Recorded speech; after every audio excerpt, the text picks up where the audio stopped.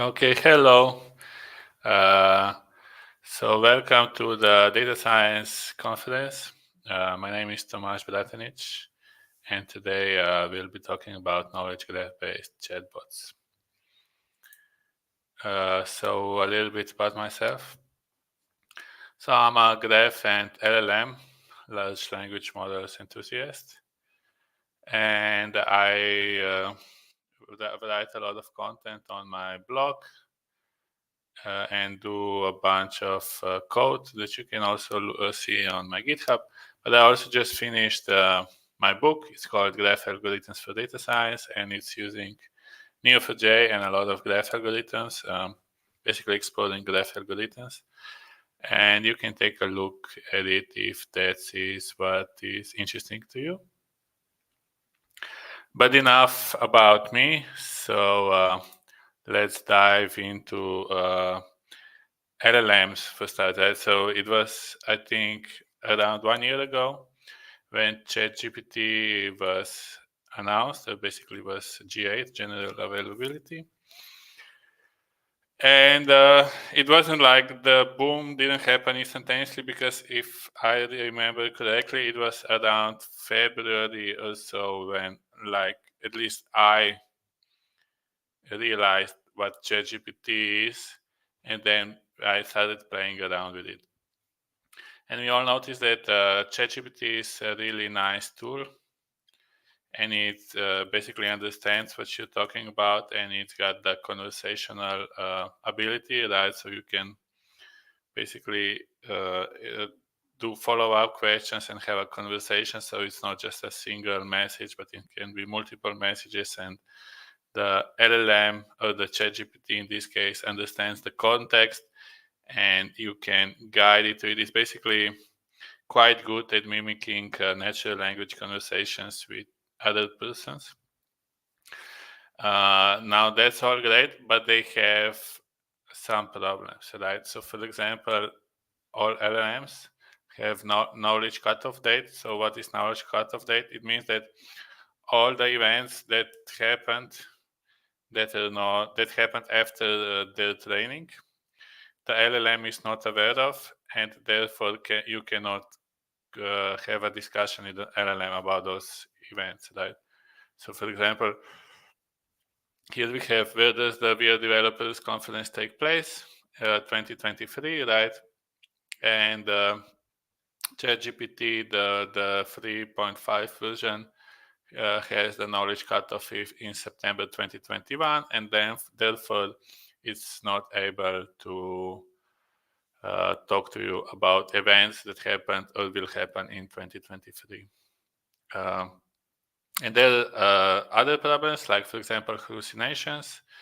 Like if you blindly believe LLMs, I mean, that's not a good idea, because here it was an example from late May. And basically, a lawyer just asked ChatGPT to come up with a legal brief, and ChatGPT just made up some use cases, but the lawyer actually believed it and submitted it to the court. And that was a high-profile incident, right? Because the lawyer submitted made-up court cases that don't actually exist. And that's basically one big reason why you shouldn't blindly believe ChatGPT. Like, another problem, more sublime, for example, is that we don't really know where the information is coming from, right? Where if the LLM was trained on which data and stuff like that. And it's also, for example, it's so believed, but we don't really know, that it was trained only on public data, right? So, for example, any information you have internally, let's say you run a company, any information internally you have about the company, the LLM is not aware of, and that's why you cannot talk to ChatGPT or any other LLM about documents or like information with the private information within your company, right? So how basically to overcome this. So basically in this talk, we'll mostly talk about how to overcome these problems of an LLM. So at first, everybody thought that we'll be doing a lot of fine-tuning of LLMs. So LLMs are trained in like 3 or 4 steps. Let's not, I mean, there's no need to go into detail, but let's just say one of the steps is the supervised fine-tuning, where you provide the LLM with question-answer pairs, and then basically the model uses those training examples to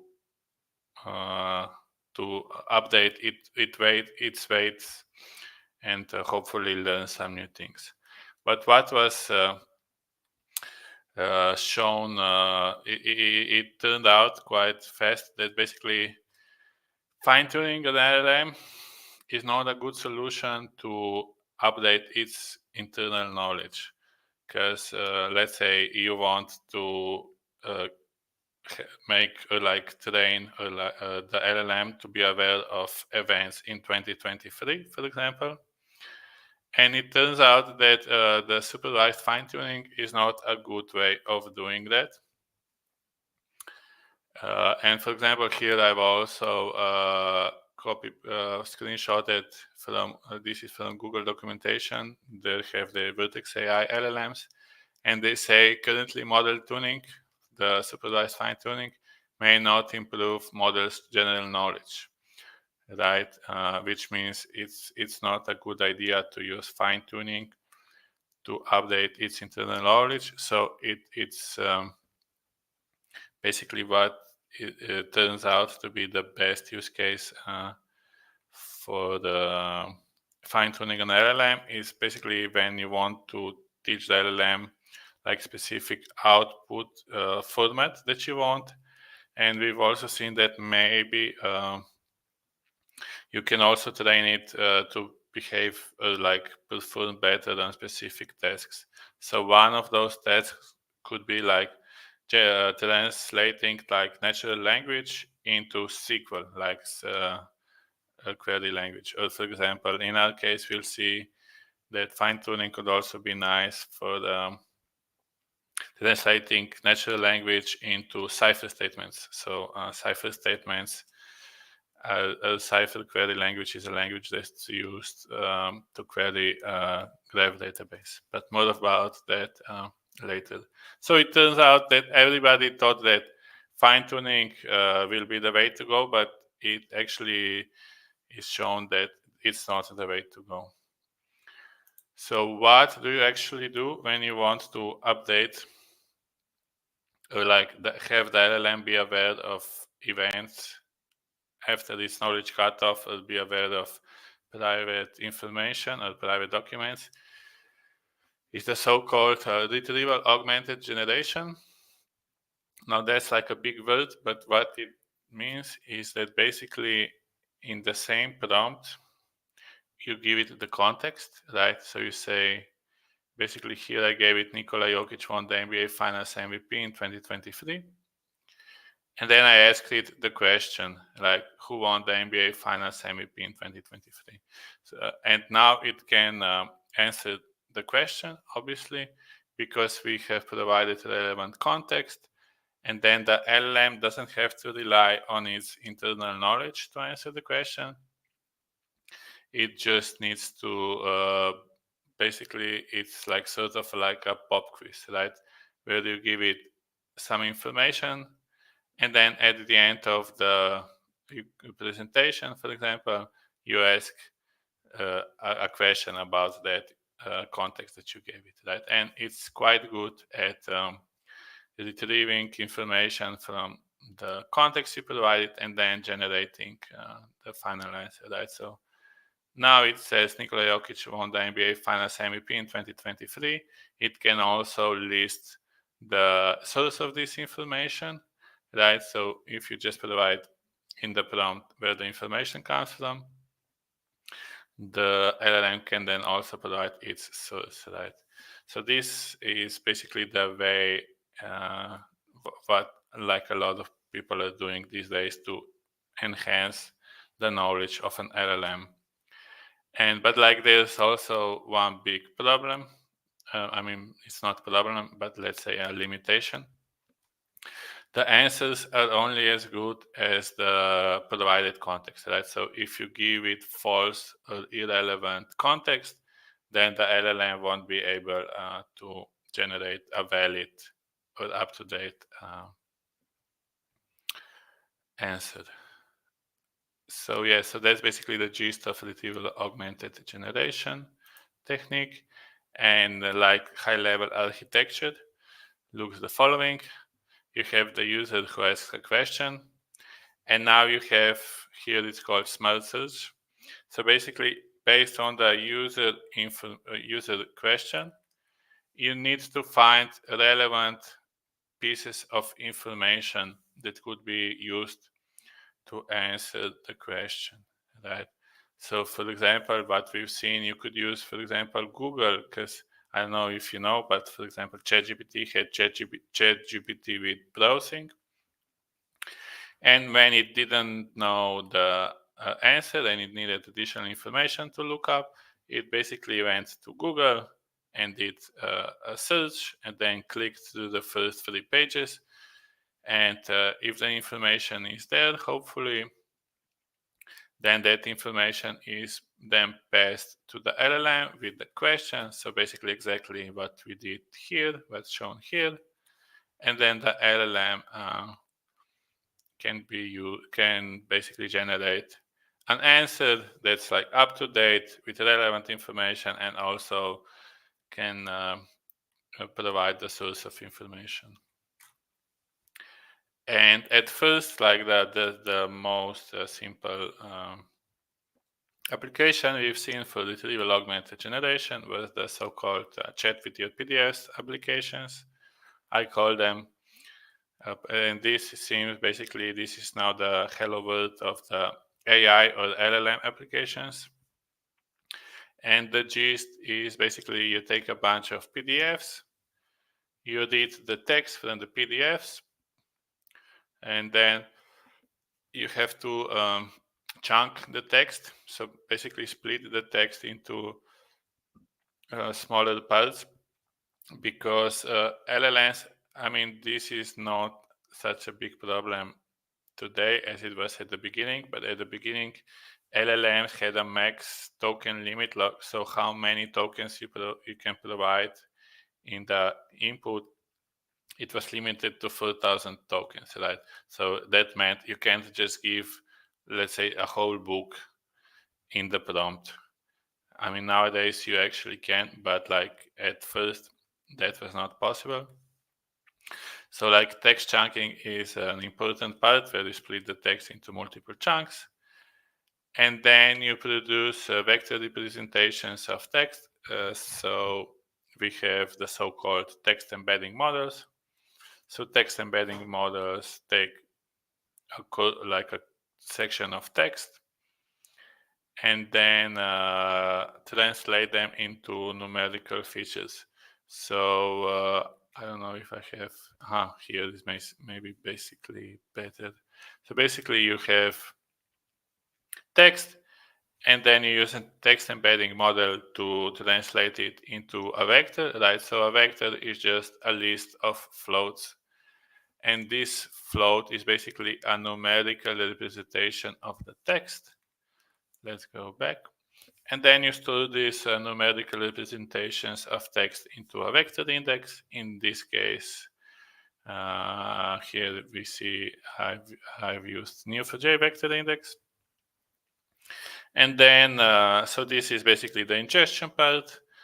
And then at query time, a user asks a question, and then the question gets embedded.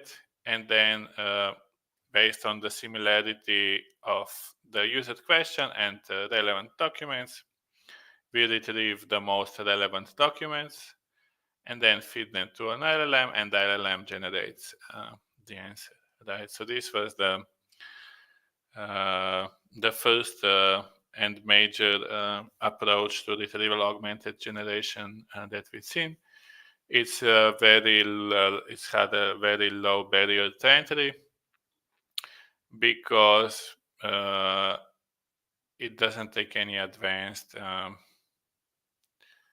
coding knowledge or like machine learning knowledge. Like the whole, let's say, retrieval search function is hidden in text embedding models, but basically text embedding models, you can just use an API. You don't really need to understand what's going on underneath them. Basically, you just use an API to do all the magic for you. You can also do it locally. So you don't have to. So basically, you don't have to train a single model right in this pipeline. So the text embedding models come out of the box, and then LLMs come out of the box, and this makes it so that basically anybody can build their own custom chatbots nowadays. Yeah. So like I said. The vector similarity search works by translating both the question and the actual documents in as embeddings, and embeddings are lists of float values. And then at query runtime, we use the cosine similarity most often to basically just compare how similar are two embeddings, and then the greater the cosine similarity, the more the two documents, like the question and document, seem relevant. And then we just take the top k relevant documents and feed them to an LLM. And this depends a little bit, like the k value depends a little bit on the size of the chunks, but it's usually around 4 if like larger chunks, and then I don't know, up to 50 or even more if you have smaller chunks of text. And maybe I should just notice that the text chunks are usually between 100 tokens to, let's say, 1,000 tokens. So that means between 100 words roughly to 1,000 words, the size of a single text chunk. Okay, so since this was such a big deal, basically this was like the low-hanging fruit for the retrieval augmented generation. Neo4j also added the vector index in 5.11. So here the procedures you need to call to create the index, and then the vector index indexes embeddings, because right, if you're dealing with lots of embeddings, let's say 100,000 or millions of embeddings, if you use brute force, so like if you had to compare the user input to all the documents, you would have to do a single operation for every document that you have in the database, and that just doesn't scale as well, right?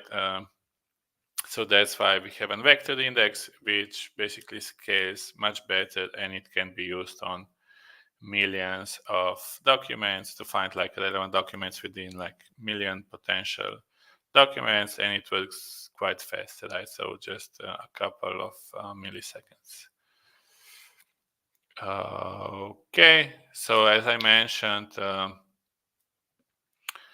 the chat video PDF stack application is the most similar one. So in practice, what you do, you just have like a single input where you can drop your PDF, and then you have the user ask the question, and then the LLM generates the answer, right? So here in this example, I actually used a chapter from my book.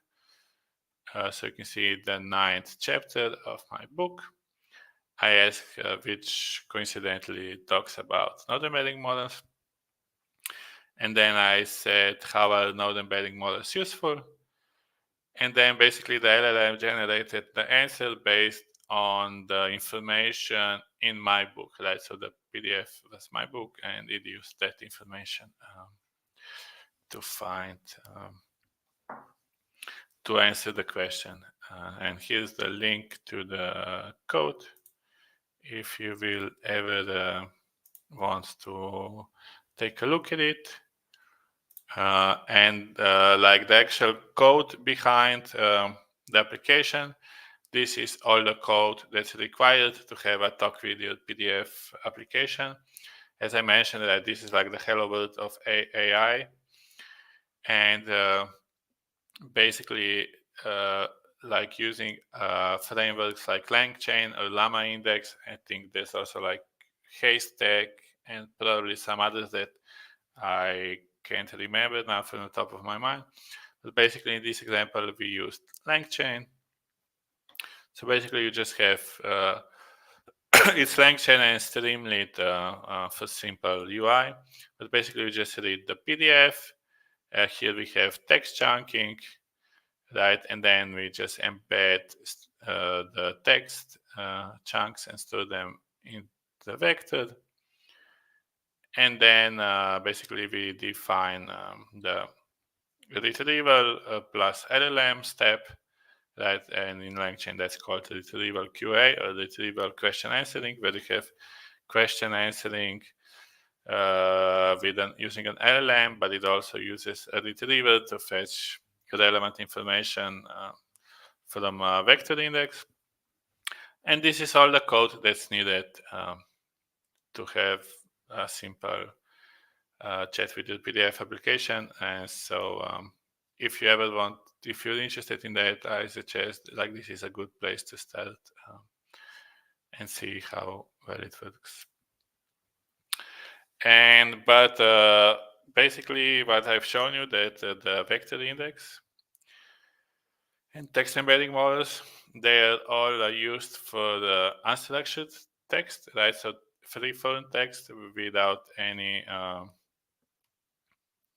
formatting. So basically in a vector similarity search, you can't do all the operations that you can do with structured data. Like, so for example, structured data, if you have in a relational database or graph database or whatever database, like first of all, you can do aggregations, right? Because vector databases just find similar text, but they don't do any aggregations, transformations, or like that. So if you want to, for example, have a company chatbot that can answer questions like how many orders did we get yesterday, right? Then the vector database or vector index is not a good solution for that. And in that case, you want like a graph database or a relational database that has like the structured query language that you can use to aggregate data, for example, and to transform that. And like I would recommend using knowledge graphs because there's only a couple of days ago there was some research as well, like from academics, like with official benchmarks, that show that knowledge graphs are better. LLMs are better at querying knowledge graphs than a relational database for queries which require multiple joins, right? So where you have like highly complex connected data that requires multiple joins, then it has been shown by people from academics that knowledge graphs, that LLMs work better with knowledge graphs than with a relational database. And I like knowledge graphs anyway, so I would use them anyway. So basically the knowledge graph is like now, if you want to go beyond on using only unstructured text in your LLM applications. So if you're not familiar with knowledge graphs, so a knowledge graph consists of nodes and relationships.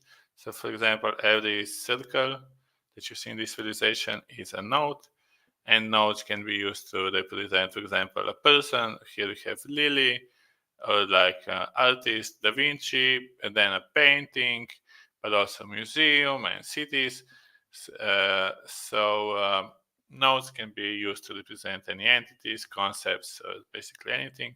and then relationships are used to represent connections between those entities, right? So, for example, Lily is a friend of James, and James likes Mona Lisa, and Mona Lisa is located in Lourdes, and Lourdes is located in Paris, and that's basically how knowledge graphs are used. Basically, the data model that knowledge graph used to represent data.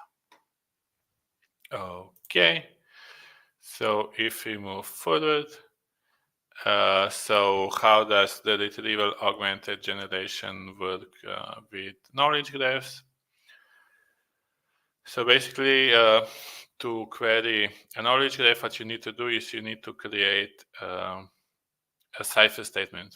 So for example, for Neo4j specifically, there's something called cipher, which is what SQL is to relational databases, cipher is to graph databases.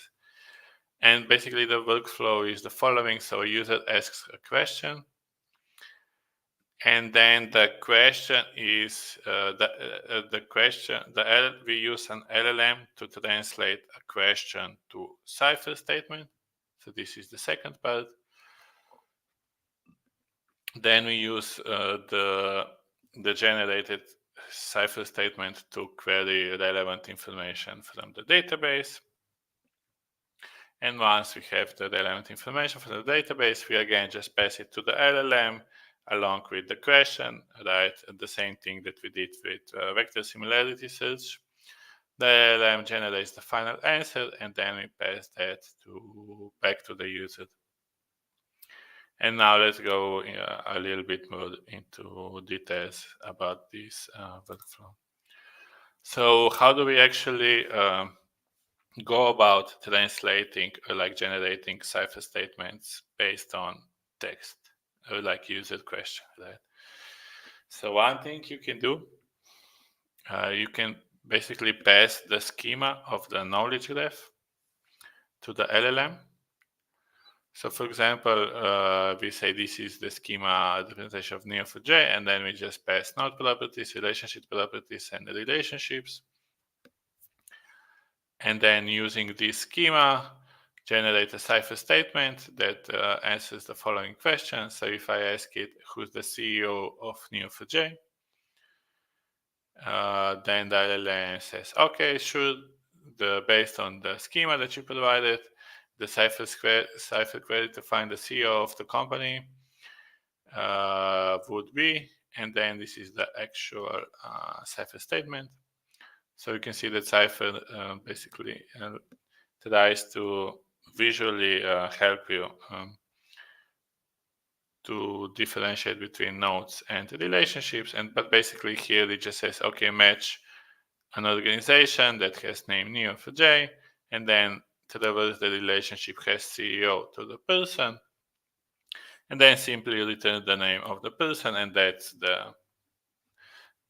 has the information you're looking for. So that's like one step, and then obviously that's not like good enough. There are the problems as always. So sometimes how you say, like user questions are a bit ambiguous or don't map directly to the graph schema. So for example, if you ask it like, how is Emil Efren connected to Michael Hunger? Like that's so ambiguous that it could mean a lot of things, right? And when you want to basically disambiguate that in the prompt, you can just provide the LLM with examples it should follow.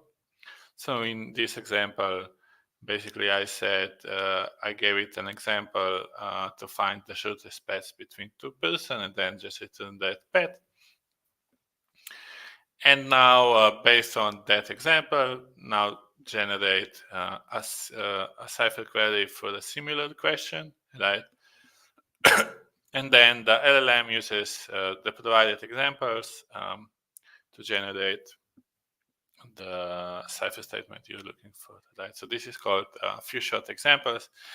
And basically the idea is to provide a couple of examples in the prompt to the LLM, which what it should do, or like which example it should follow, and then the LLM is quite good at following that. And like I said, and then the last step is basically just to generate the answer. It's the same thing as we did with the vector index, right? You just pass in the information you get from the knowledge graph and the actual question, and then the LLM generates the final answer. And obviously, this is relatively new, so we're figuring out all the best things, all the best approaches we can do to have this pipeline work as accurately as possible.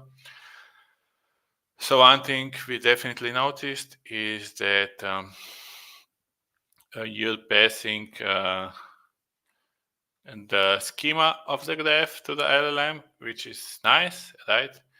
But the LLM is not aware of database or property values in the database, right? So for example, if I lowercase Neo4j here, so who's the CEO of Neo4j, and I lowercase it, the LLM is not aware if the names are capitalized, uppercase, lowercase. So that's why to map entities from the user question to database values, we introduce like a pre-processing step. Like with Neo4j, you can either use a full text index or vector index to find relevant nodes or relevant database values based on the user question, so that you can say, okay, the user asks about Tomaz, but in the database it's actually lowercase, so just use the lowercase for, I mean, it could be more complex as well, but basically that's the gist of it, to map values from the user question to database values. And here I also have an example where you can also scale the few short examples, right? It doesn't have to be only 3 or 5. You can have like 1,000 few short examples, but then at query runtime, just select the top 5 relevant few short examples and pass that into the prompt. It's similar what we do with vector similar. I mean, it's the same thing as vector similarity search, because we use a vector index, but instead of finding relevant documents, we basically find relevant few short examples. So this is basically what we've seen people are doing in practice to increase the accuracy of generating cipher statements. And when are basically knowledge graphs useful? So one example is the multi-hop question answering.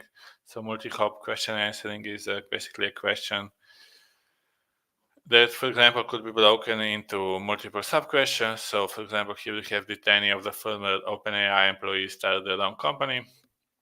So this question can actually be broken down into 2 sub-questions, right? So who are the former employees of OpenAI? And then a follow-up question, did any of them start their own company? And with vector similarity search approaches, what we've seen is that basically you put an agent in front of it, and then an agent makes a plan and says, okay, first I need to find who are the former employees, and then I need to find which of them started their own company. But the problem with using agents is that, first of all, agents are not really reliable, and then secondly, the latency and the cost increases a lot because you have to do multiple calls to the LLM. And obviously there are other problems as well with vector similarity search, because it's not guaranteed. For example, if you're using k value of 4 and you just retrieve the 4 most relevant documents for the sub-question, there's no guarantee that basically all the relevant information is provided to accurately answer the question. Right. So what you can do in those cases where you're dealing with a lot of multi-hop questions is you can basically build a knowledge graph of that text. So instead of having an agent doing a plan and like executing on that plan, what you do is you can again use an LLM or any other model to extract graph information from text and build a knowledge graph out of that, right? So for example, here, if we have full documents that describe some people who worked at OpenAI and and basically the companies that they founded after they left the OpenAI. So we could represent that as the following knowledge graph. And now at query time, we don't have to execute any plans. What we do is we just basically create a cipher statement that starts from OpenAI, look at traverses like relationships who worked at OpenAI, then traverses again, basically looks if they founded any new companies after they left OpenAI, and in this case, you don't have to worry about top K number. You don't have to split the question into multiple sub-questions. These can all be answered with a single cipher statement. Now, obviously, it's not all, flowers and sunshine, because translating text to knowledge graph is not a simple task. But if it's valuable, then it makes sense to invest time into it. And another use case is, for example, when you have knowledge graphs or basically structured data, is like any time you want to do analytics, right? The vector index approach can't handle any aggregation, so that's why you want to use, for example, knowledge graph. And in knowledge graph, you could answer a question like how many new customers we had last week, or like which services. This is like in the scope of like DevOps. Which services depend directly or indirectly on authorization, service, etc. So basically, all the functionality and features of a knowledge graph or the graph database and graph algorithms, you can use them to provide context and to be able to answer the questions accurately. And so here we have one example. So for example, if you wanted to build like a microservices DevOps graph, right, where you have, let's say you have a cloud, for example. So you have like systems in the cloud, and then products that depend on those systems, and then systems support, teams basically deliver those systems, but teams also have people in it, etc., etc. So this would be like a really nice use case if you wanted to build like a retrieval augmented generation tool or like application that could answer questions about your cloud provider, like which services basically depend on each other, etc. This would be like a great use case. Or like, who do I ping if a particular system goes down, etc. That's a really nice use case for the knowledge graph, because first of all, it's real time, right? And second of all, it allows for like the structured data and querying structured queries. And basically, how I see it, that the future of LLMs is basically combining both structured data, so the knowledge graph that I showed you for the microservices, but also unstructured data, right, as a form of text. And why? Because basically it's not like one is better than the other. It's just that there are different use cases for structured data and different use cases for unstructured data. And a lot of the time you need a combination of the two. And what's really nice about knowledge graphs or Neo4j in particular is that you can use Neo4j to query structured data. Basically, as I said, use LLMs to query the knowledge graph using cipher statements, but it also has support for the vector index. So you can combine structured and unstructured data in your knowledge graph and then have a single stored a single database that supports your retrieval augmented generation applications. And as I said, how I see it is basically that we want to use both structured data and unstructured data for retrieval augmented generations applications. So that's it for my talk. Again, as I mentioned, okay, book referral is not relevant, but basically these are the links if you want to get in touch with me or if you want to, I don't know if I can, if you want to see any content that I did. And also, you can buy my book if you want to. And here's a special discount code for 40% off if you're interested. And yeah, and that's it. That's it from my side. So I hope you enjoyed the presentation. And now, if there are any questions, I would gladly answer them. So the first question we have: how do you handle the scalability and complexity of knowledge graphs when implementing chatbots, especially for large-scale applications? So the scalability is not such a big problem because just a couple of days ago I talked with a person who has I think 15 million nodes and 200 million relationships, and they use the same approach that I outlined here. What's maybe a bigger problem with retrieval augmented generation is how complicated is the graph schema. So how complex is the graph schema, and how close it is to the questions the user asks, right? Because what you want to have is that the user questions map like intuitively to the graph schema.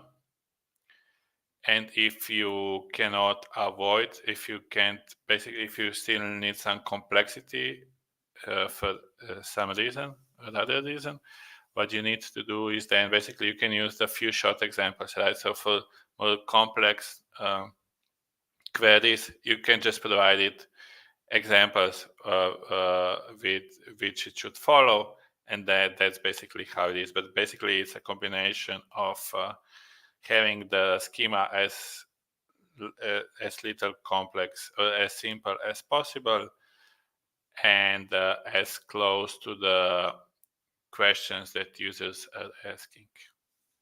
So I hope that answers your questions. Are there any specific challenges or limitations associated with implementing a knowledge graph-based chatbot, and how do you address them? So the biggest problem is generating valid cipher statements. So generating accurate cipher statements. And basically, I've shown you what I've learned so far. But basically, you want, like, it's similar to the previous question, right? You want to have a simple schema. You want to provide LLM with as many relevant examples as possible.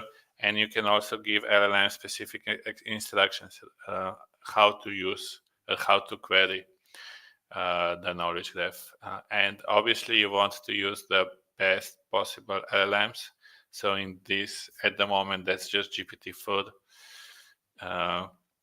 If you want to use like open source models, you'll have to fine tune it because out of the box, out-of-the-box LLMs, I would say that it's just GPT for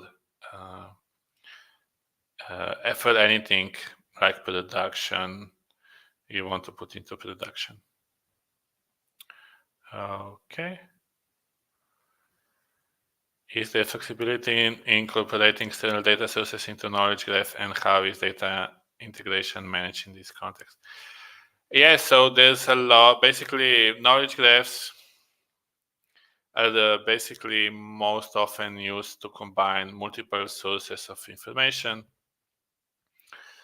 right? So even in the, let's say, the DevOps information, right? You could have like the system information and all of that could be, let's say, from cloud provider like Cloud API, and then you can have like teams and people, let's say Jira or some sort of other source that you can have, and then you could also have like tasks from, I don't know, Asana or anything else. So knowledge graphs excel at incorporating multiple data sources into a single knowledge graph, basically into a single knowledge graph.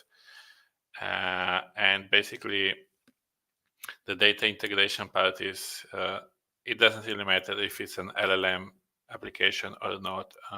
So I would basically take a look at knowledge graphs and some documentation around that and for you, and yeah, that would be a good start because, as I said, knowledge graph is a knowledge graph. If you put an LLM or like a retrieval augmented generation application in front of it, the knowledge graph is still a knowledge graph. So all the information about knowledge graph is valid, even if no LLMs are mentioned.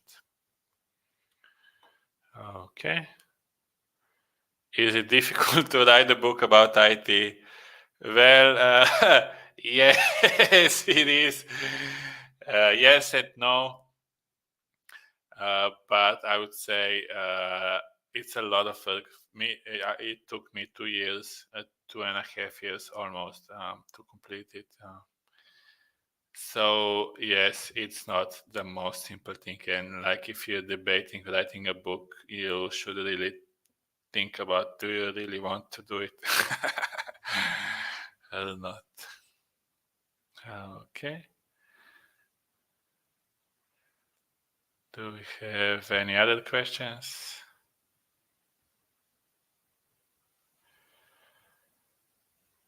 What advice can you give on building your personal brand as an IT specialist? You already have a recognizable image and you appear at such conferences. So what I would advise you is basically write relevant content and publish, and just publish on LinkedIn, Twitter, etc. It's basically, how you say, learning in public. I call it like, so learning in public approach is the best approach that you can take, because first of all, basically you're sharing all the information that you learn, and one nice thing about public is that everything gets scrutinized. So if you do something bad, people will tell you, or they will tell you if they have some ideas how to improve it, etc. Learning in public, but also then reaching out to people and just talking with them. I would say that's the best thing you can do. Okay, so that's all the questions. So thank you for being here. And see you next time.